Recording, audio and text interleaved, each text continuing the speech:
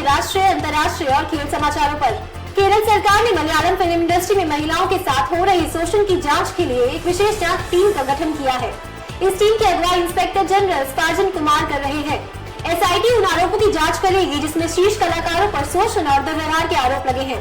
यह कदम न्यायमूर्ति के हेमा समिति की रिपोर्ट के बाद उठाया गया है। इसमें महिलाओं के साथ हो रही शोषण और मानवाधिकारों के उल्लंघन की घटनाओं का खुलासा हुआ था।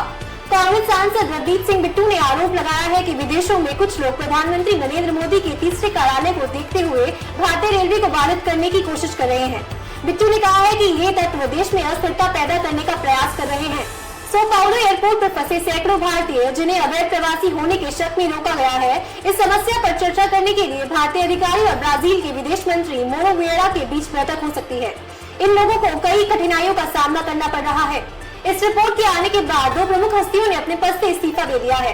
फिल्म मेकर रंजीत ने केरल चलचित्र अकेडमी के अध्यक्ष पद से इस्तीफा दिया, जबकि अभिनेता सिद्दीक ने association of Malayalam movie artist के महासचिव पद से इस्तीफा दे दिया है।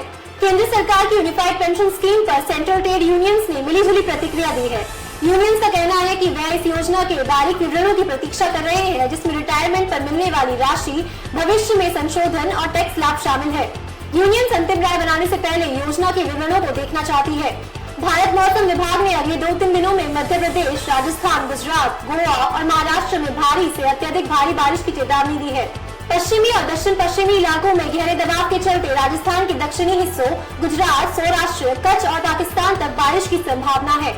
कांग्रेस पार्टी ने सामाजिक न्याय को अपनी नीति का अभिन्न हिस्सा बताया है।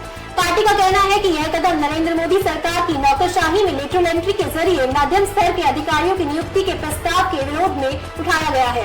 विपक्ष इसे सामाजिक न्याय के खिलाफ एक कदम मानता है।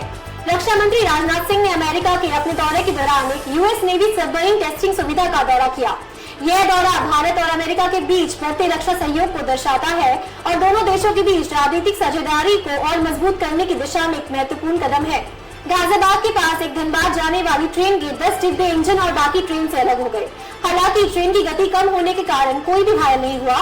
रेलवे अधिकारियों ने इस घटना की जांच शुरू कर दी है। नरेंद्र मोदी सरकार की यूनिफाइड पेंशन स्कीम को विपक्ष के पेंशन और सामाजिक सुरक्षा के मुद्दों का मुकाबला करने के प्रयास के रूप में देखा जा रहा है। इस योजना का उद्देश्य असंगठित क्षेत्र में सभी वर्कर्स को मिनिमम मंथली पेंशन प्रदान करना है। रूस के क्रेमलिन ने टेलीग्राम के सीईओ पावेल डुरोव की आलोचना की, जो 2014 में रूस छोड़कर चले गए थे। क्रेमलिन का कहना है कि डुरोव ने रूस छोड़ने का गलत अनुमान लगाया था। यह टिप्पणी रूस सरकार और टेक कंपनियों के बीच चल रहे तनाव को दर्शाती है। फ्रांस के पेरिस में एक यहूदी पूजा स्थल के पास हुए विस्फोट के मामले में एक संदिग्ध को हिरासत में लिया गया है। इस घटना में एक पुलिसकर्मी घायल हुआ था। विस्फोट का कारण अभी भी जांच के अधीन है। दक्षिण कोरिया ने इलेक्ट्रिक वाहन बैटरियों के लिए एक नई प्रमाण प्रणाली को आगे बढ़ाया है। यह कदम दिल्ली में होने वाली आग की घटनाओं के बाद उठाया गया है। सरकार ने ईवी बाजार में तेजी से वृद्धि को देखते हुए बैटरियों की सुरक्षा और गुणवत्ता सुनिश्चित करने का निर्णय लिया है। प्रिंस हैरी और मेगन मार्कल को अमेरिकी राष्ट्रपति चुनाव में किसी भी उम्मीदवार का समर्थन न करने की सलाह दी गई है। उन्हें चुनाव के दौरान न्यूट्रल बने रहने की हिदायत दी गई है।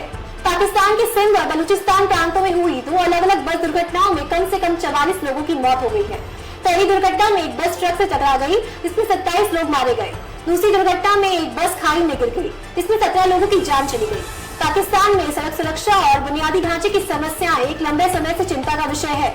नासा की डार्ट मिशन के एक प्रयोग के रूप में एक एस्टेरॉयड के चंद्रमा के कक्ष और आकार को सफलतापूर्वक बदल दिया है।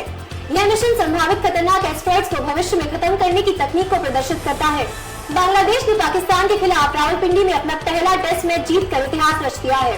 यह मैच दोनों देशों के बीच लंबे समय बाद टेस्ट क्रिकेट की वापसी का प्रतीक है। बांग्लादेश की यह जीत उनकी क्रिकेट टीम के लिए अंतर्राष्ट्रीय स्तर पर एक महत्वपूर्ण उपलब्धि है। भारतीय क्रिकेटर शिखर धवन ने सभी प्रकार की क्रिकेट से संन्यास की घोषणा की है। धवन, जो अपनी आक्रामक बल्लेबाजी शैली और मुस्कान के लिए जाने जाते हैं, कई वर्षों तक भारत की लिमिटेड ओवर्स की टीमों में महत्वपूर्ण भूमिका निभाई। पूर्व कप्तान विराट कोहली ने धवन को ट्रिब्यूट देते हुए कहा कि उनकी अनूठी मुस्कान और जज्बे की कमी खलेगी। भारतीय महिला क्रिकेट टीम ने इंग्लैंड के खिलाफ 3 मैचों की वनडे सीरीज में 2-1 से जीत दर्ज की। इस जीत ने भारतीय टीम को इंग्लैंड के खिलाफ वनडे में 3 साल बाद सीरीज जीतने का मौका दिया। कप्तान हरमनप्रीत कौर और झूलन गोस्वामी ने अपने प्रदर्शन से टीम को जीत दिलाई। यह थी आज की प्रमुख खबरें। ऐसे ही अपडेट्स के लिए बने रहिए एवरीडे इंडिया न्यूज के साथ। धन्यवाद।